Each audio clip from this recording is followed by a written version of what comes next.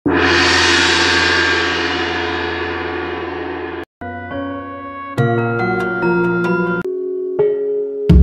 kasih telah menerima kehadiran kami. Hari ini juga kami akan mengutus salah seorang dari kami ke istana agar secepatnya mendatangkan para prajurit untuk membawa para tawanan ke kota Raja Kawali. Berkata Gajah Mada seperti tahu apa yang harus dikatakannya. Pembicaraan mereka terhenti manakala melihat beberapa orang datang membawa makanan dan minuman hangat. Silahkan dinikmati hidangannya, berkata Ki Bekal kepada para tamunya. Matahari pagi bersinar menerangi pekarangan rumah Ki Bekal yang cukup luas itu, di mana saat itu terlihat beberapa warga tengah membangun sebuah terob sederhana untuk sekadar menjaga para tawanan tidak terjemur matahari di siang hari. Semoga Pangeran Citraganda cepat sampai di istana Kawali, berkata Gajah Mada kepada Putu Risang. Dengan berkuda pasti akan lebih cepat sampai, berkata Pangeran Jayanegara. Pangeran Citraganda akan melamporkan ke ayahandanya tentang keadaan pasukan kecil kita ini, berkata Putu Risang. Kita menunggu sikap Raja Raga Suci. Apakah langsung menyergap pasukan Rakata yang nampaknya sudah menyusut perbekalan pangannya, berkata Gajah Mada. Sementara itu di pekarangan terlihat beberapa orang biksu tengah merawat orang-orang Rakata yang terluka parah. Beberapa orang biksu tetap bersiaga menjaga para tawanan lain. Mereka bukan hanya dilatih menggunakan berbagai senjata, tapi nampaknya juga telah diberikan banyak pemahaman tentang pengobatan, berkata Putu Risang sambil memperhatikan suasana keadaan di pekarangan rumah Ki Bekal. Ketika panas matahari sudah mulai menyengat, untunglah terob sederhana yang dibangun warga Padukuhan itu telah selesai. Kasihan orang-orang Rakata itu, seandainya kemenangan berada di pihak mereka, aku menyaksikan apakah mereka akan memetik hasil kemenangan itu, berkata Gajah Mada sambil melihat beberapa orang terluka parah tengah dibawa ke terob yang sudah berdiri. Dimanapun, nasib Wong Cilik selalu sama. Hanya sebagai sapi perahan para pembesar yang tengah berjudi di dunia impian mereka sendiri. Kemenangan tidak akan merubah diri mereka sebagai prajurit. Dalam keadaan perang, mereka harus berpeluh, berdarah-darah, bahkan harus kehilangan jiwa. Sementara bila datang saat keadaan damai, mereka hanya para penunggu ransum di barak masing-masing, berkata Putu Risang berbicara tentang seorang prajurit. Terlihat Gajah Mada melihat ke arah Pangeran Jayanegara. Sementara itu Pangeran Jayanegara menangkap pandangan matanya itu. Jangan kamu katakan bahwa aku pun kelak akan menjadi seorang pembesar dan penguasa seperti itu, menyuruh laskar prajurit ke penjuru dunia untuk meluaskan daerah kekuasaan, sedang aku duduk di singgasana indah berpesta pora hanya untuk kesenangan diri sendiri. Kupastikan diriku akan mengingat semua jasa-jasa yang telah mereka korbankan. Senang susah, aku akan berada bersama prajuritku, berkata Pangeran Jayanegara seperti merasa malu dan mencoba membaca apa yang ada dalam pikiran Gajah Mada dengan lirikannya itu. Aku akan merasa bangga menjadi prajuritmu, wahai sang putra mahkota Majapahit, berkata Gajah Mada sambil mengusungkan dadanya, merasa terharu mendengar ucapan dan janji Pangeran Jayanegara itu. Sementara itu Putu Risang tidak berkata apapun. Di dalam pikirannya telah bergait berbagai suasana perang yang pernah disaksikan langsung dengan mata dan kepalanya sendiri. Terbayang wajah seorang prajurit yang mengerang menahan rasa sakit yang sangat manakala sebuah pedang telah merobek perutnya dengan darah yang mengalir deras membasahi tanah. Perang dan kekuasaan ibarat sahabat sejati. Bila saatnya datang, aku akan keluar dari semua ini, hidup damai, jauh dari kekuasaan dan perang, hidup sebagai seorang petani biasa, berkata Putu Risang dalam hati sambil matanya penuh senyum melihat keakraban kedua muridnya itu. Pandangan mata Putu Risang terlihat beralih ke arah Ki Bekal dan Ki Jagaraga di pekarangan rumah yang tengah berjalan menuju pendopo. Wajah mereka terlihat cerah dan penuh kegembiraan hati telah melihat tayub sederhana telah selesai dan dapat dipergunakan.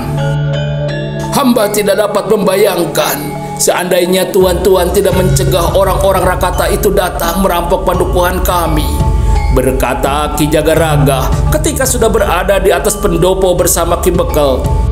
Yang pasti kami akan kelaparan karena lumbung panen kami dirampas mereka, berkata Ki Bekel ikut bicara. Gusti Yang Maha Agung masih melindungi kita. Berdoalah semoga perang sesama saudara ini cepat usai dan kita dapat hidup kembali dalam suasana aman dan damai, berkata Putu Risang menanggapi pembicaraan mereka.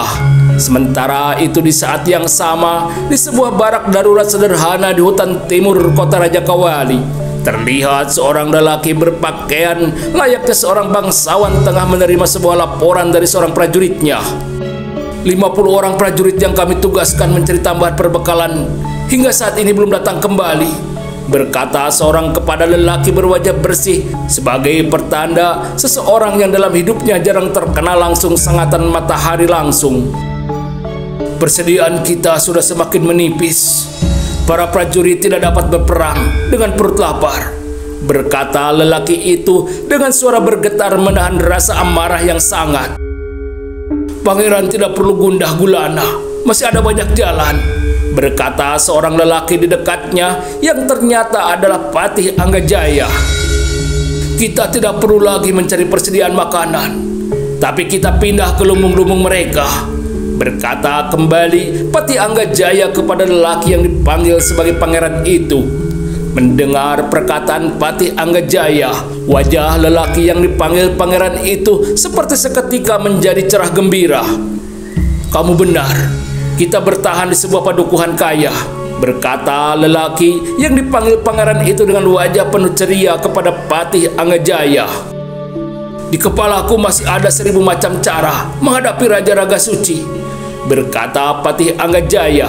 Siapakah lelaki yang dipanggil pangeran oleh Patih Anggajaya itu? Lelaki berpakaian bangsawan itu ternyata adalah putra Raja Rakata, adik Dewi Kaswari, yang berarti adalah adik ipar Patih Anggajaya sendiri, yang bernama Pangeran Rawidu.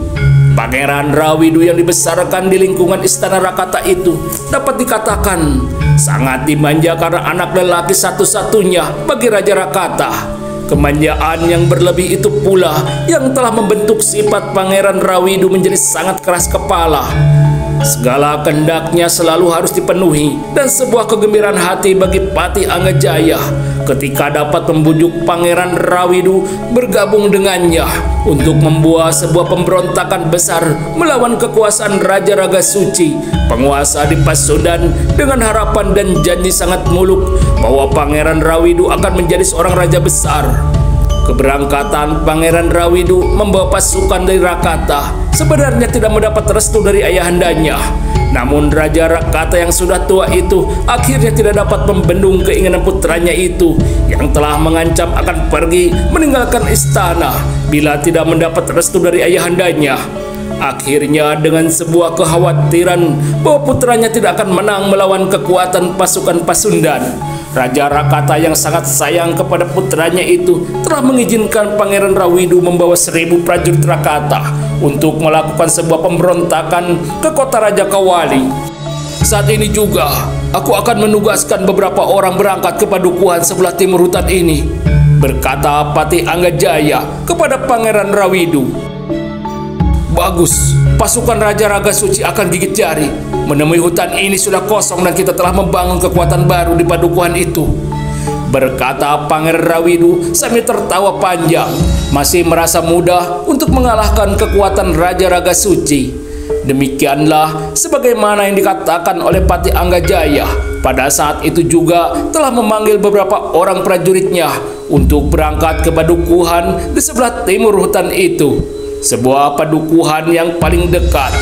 Maka tidak lama berselang setelah terlihat 5 orang prajurit Rakata telah berjalan menjauhi barak-barak darurat mereka berjalan ke arah timur hutan itu. Nampaknya memang menuju ke sebuah padukuhan yang terdekat dari hutan itu. Kita juga ditugaskan untuk mencari tahu mengapa ke-50 orang prajurit kita hingga saat ini belum kembali, berkata salah seorang dari ke-5 prajurit itu yang nampaknya telah dipilih sebagai pimpinan mereka. Jangan-jangan mereka tengah bersenang-senang dan enggan kembali sebelum perut mereka penuh, berkata salah seorang dari ke-5 prajurit itu. Jangan berprasangka tidak baik kepada kawan sendiri, berkata kawan prajurit lainnya menasehati. Aku tidak berprasangka buruk, hanya sekadar menduga-duga, berkata kembali salah seorang prajurit itu membela diri. Ternyata kawan yang menasehati mereka itu mempunyai saudara kembar yang ikut dalam rombongan ke-50 prajurit itu. Itulah sebabnya pertengkaran mulut menjadi semakin sengit bila saja tidak segera dilerai oleh pemimpin mereka sendiri. Lupakan pertengkaran mulut kalian. Kita tengah bertugas dan berada di hutan asing yang mungkin saja ada banyak jebakan babi hutan yang dipasang para pemburu, berkata pemimpin mereka, mengingatkan kawan-kawannya itu untuk lebih berhati-hati. Mendengar perkataan pemimpin mereka tentang sebuah jebakan babi hutan telah membungkam mulut keduanya dan tidak lagi berbicara dan bertengkar. Terlihat mata mereka dengan penuh kehati-hatian memperhatikan setiap jalan yang akan mereka langkahi. Takut perkataan pemimpinnya benar-benar terbukti bahwa ada sebuah jebakan pemburu telah dipasang di sekitar hutan itu. Ingat, 50 orang prajurit belum kembali. Bila mereka telah dikalahkan oleh musuh, apa artinya kita yang hanya berlima ini? Berkata kembali pemimpin mereka memberi peringatan untuk meningkatkan kewaspadaan mereka. Demikianlah ketika matahari terlihat bergeser condong ke barat, mereka telah keluar dari hutan itu.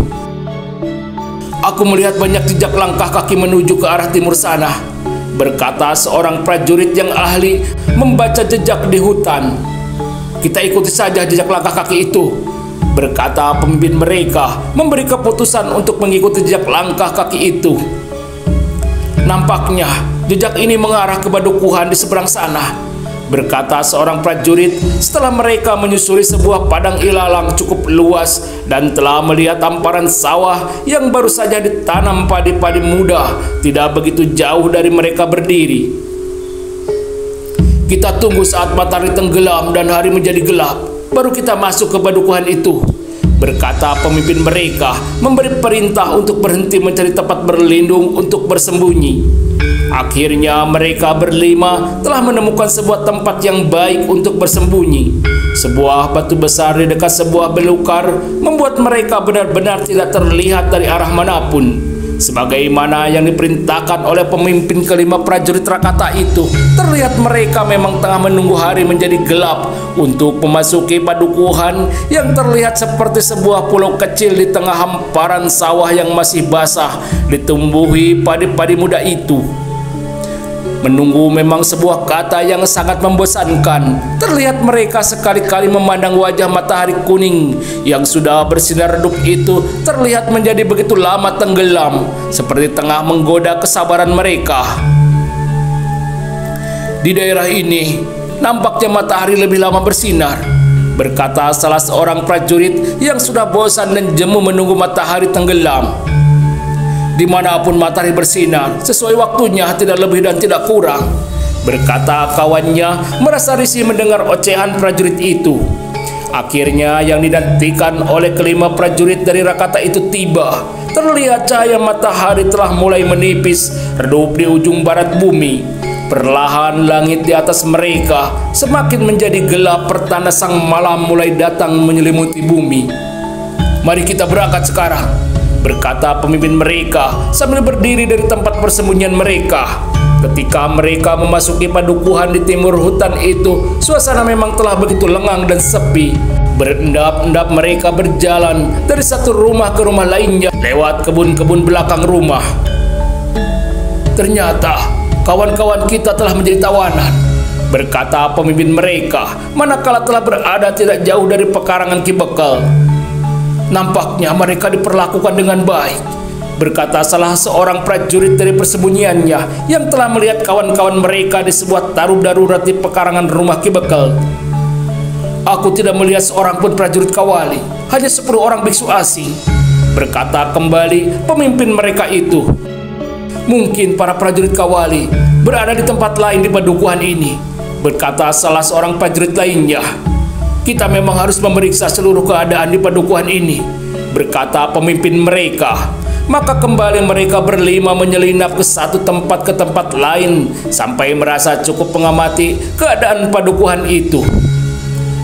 Kita tidak menemui satu prajurit kawali di sini, berkata pemimpin mereka.